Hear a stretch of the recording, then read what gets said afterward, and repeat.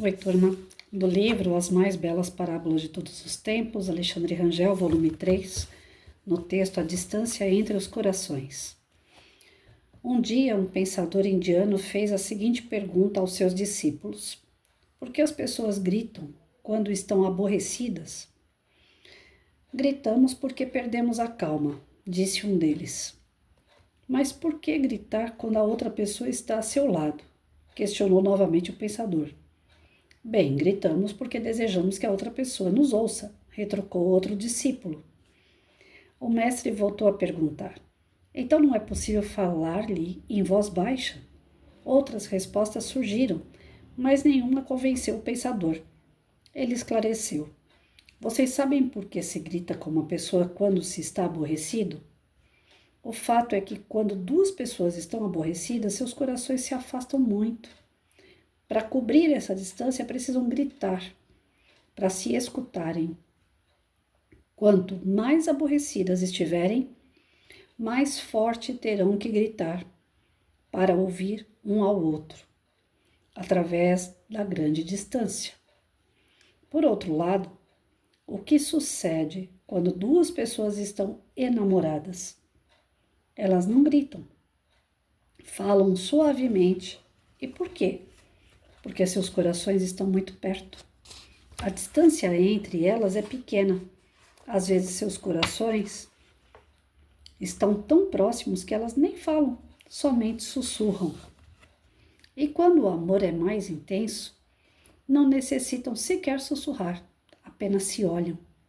E basta, seus corações se entendem. É isso que acontece quando duas pessoas que se amam estão próximas. Por fim, o pensador conclui: quando vocês discutirem, não deixem que os seus corações se afastem. Não digam palavras que os distanciem mais, pois chegará um dia em que a distância será tanta que não mais encontrarão caminho de volta. A gente percebe assim, levando para o lado da educação, né, que o canal é para isso. Eu já dei aula com professores berrando na sala de aula, com a desculpa que são 40 crianças e que algumas não escutam o que ele tem a dizer. E assim, a princípio, eu creio que no início de ano, os alunos não conhecem o ritmo do professor, a sua disciplina. Até acredito que no princípio é necessário uma força na voz, para que alcance todos, para que eles entendam que vai haver uma disciplina, porque eles não conhecem a disciplina daquele professor. Então, a princípio, vai ter aluno que vai ficar testando o professor, vai ficar falando junto, vai ficar fazendo gracinha, vai bater no colega, vai pegar as coisas dos outros, vai perturbar. A princípio, tem criança que entra na escola completamente indisciplinada, perturbando. Então, o professor tem que ser mais rígido, mais duro. E para isso, às vezes, ele vai ter que alterar o tom de voz, sim, para falar assim: opa, quem manda aqui sou eu. Mas não dá para continuar isso por um longo período letivo. É um princípio de ordem, de disciplina. Depois disso, não, você tem que disciplinar essa turma, né? E após a disciplina, não tem necessidade de alterar o tom de voz. O jeito de falar, a forma que o professor fala, os alunos já têm que entender quando o negócio é mais sério e quando ele está brincando. Eu levava, em média, para disciplinar uma turma, 2 semanas. 2 semanas era a média. Geralmente, já no primeiro, segundo dia, eu já colocava cada qual no seu devido lugar. Que a gente já vai fazendo os combinados, as regras, o que pode, o que não pode. Bem dura. No primeiro, segundo, terceiro dia. Quando passava aquela parte das minhas regras, minha sala de aula, minhas regras, aí vinha aquela parte da cobrança, né? Professora, posso ir no banheiro? Eu falava: o quê? Foi isso que eu ensinei? Foi isso que eu falei que pode? Ah, não. Ah, então tá. Então não pode ir no banheiro. Você vai no banheiro na hora do recreio. Professora, fulano tá mexendo comigo. Isso daí pode? Pode mexer com fulano? Não pode. Não foi o que eu falei? Então, assim, já num tom, que já não era mais aquele tom alto. Já era um tom do tipo: e aí? É esse o combinado? Foi isso que eu falei? E depois de algum tempo, como eu falei, 2 semanas no máximo, eu já tinha ali uma sala regrada. Não tinha essa de... são pequenas ações que fazem a disciplina e o professor poder falar naturalmente, sem ter que se alterar. Tem professor que, quem terminou a lição, traz o caderno, pronto. Levanta, de 40, levanta 25. Vai tudo na mesa do professor, fica tudo em cima do professor. Os outros 15 estão deitando e rolando lá. Então, não.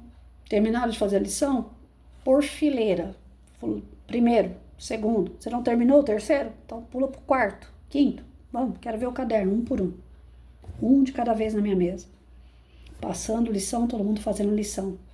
Para levantar, levanta a mão, pede licença. Se eu der licença, tudo bem. Então, dia de prova, eu via o professor se descabelando. Eu fico andando pela sala, pego o aluno ainda assim me enfrentando, me fazendo de trouxa.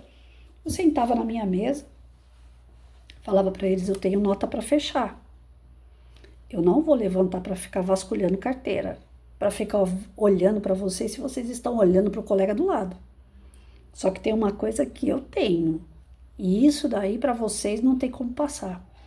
Chegou na minha mesa aqui 2 provas com os mesmos erros e os mesmos acertos, se mesmo que seja uma coincidência, os 2 tomam 0. Eu não vou ficar aqui tentando descobrir se olhou, se não olhou, se fez, se não fez. Então, torça para não acontecer de 2 provas estarem iguais, porque pode acontecer, até na sorte. E se acontecer, já não vai ser sorte, vai ser azar, porque eu vou dar 0 para os 2. E eu não ficava em pé, vasculhando carteira. Eu conscientizava, falava que a prova não era uma coisa que era minha, que eles não precisavam se preocupar em me tapear.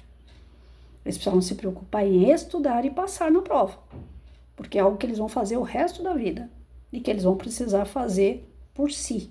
Porque aquele que não sabe o que tem na prova também não sabe fazer. E se não sabe fazer, como é que vai arrumar um emprego lá na frente?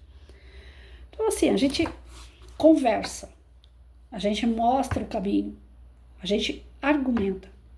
E a consciência é de cada um. Por mais que sejam crianças, essa consciência ela vai amadurecendo. Então não tem necessidade do grito.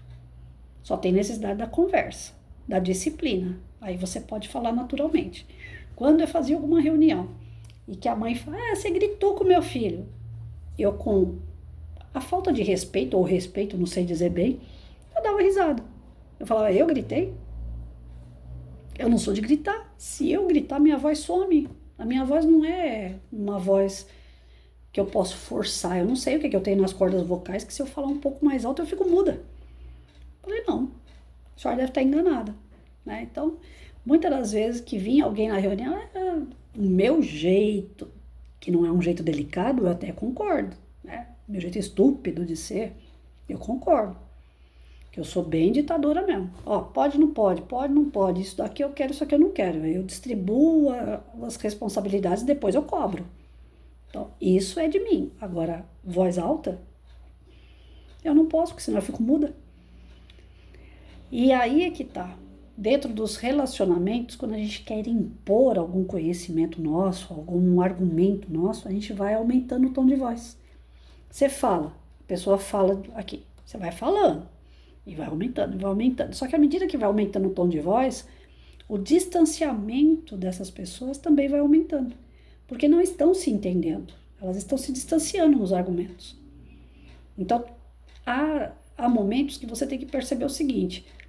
Vale a pena se distanciar dessa pessoa? Você gosta dela? Se você gosta dela, faz questão de ter ela perto de você? Observa que aquela discussão, aquele desentendimento, aquele monte de argumento não está levando a lugar nenhum, Tem pessoas que eu começo a falar, principalmente de política. Eu percebo que a pessoa está com um tapa-olho, ou ela não quer enxergar, ou ela não quer ver, ela defende coisas que não tem nada a ver. Eu vou até certo ponto. Eu tento abrir os olhos da pessoa. Mas quando eu vejo que em determinado momento da conversa eu não estou abrindo o olho da pessoa e ainda estou me estressando, porque é duro, né? Você gostar de uma pessoa e ver que ela é relutante, ela não quer aprender. Aí é melhor você sair fora e manter a amizade, manter o ente querido, porque você não vai mudar o mundo. Com as crianças na sala de aula é a mesma coisa.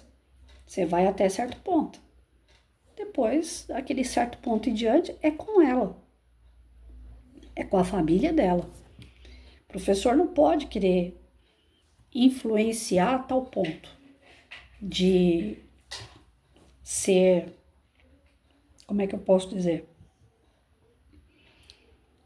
A sua influência, ela não pode ser baseada no grito. Sua influência tem que ser baseada no exemplo.